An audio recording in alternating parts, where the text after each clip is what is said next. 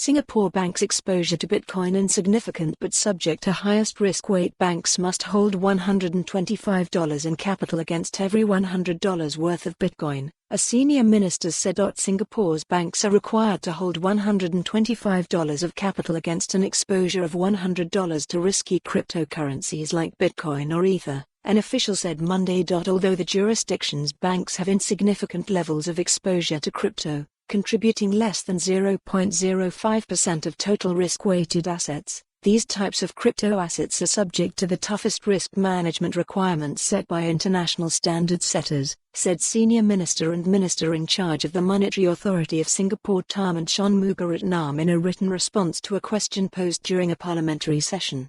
Pending the finalization of the framework, MAS requires Singapore incorporated banks to apply a 1,250% risk weight for exposures to riskier crypto assets such as Bitcoin and Ether, he said, based on MAS minimum total capital adequacy requirement of 10% for systemically important banks incorporated in Singapore. This means that Singapore incorporated banks are required to hold $125 of capital against an exposure of $100 to a crypto asset like Bitcoin.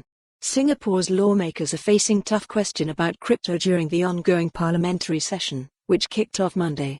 Most questions involve the collapse of Sam Bankman-Fried's crypto exchange FTX, with some scrutinizing the investment made by state fund Temasek in the fallen enterprise. Since the collapse, the country's financial regulator, the MAS, has also had to answer questions about how it decides which crypto exchanges are safe for use. Follow the URL for the full article. For more on this story, visit the news article link.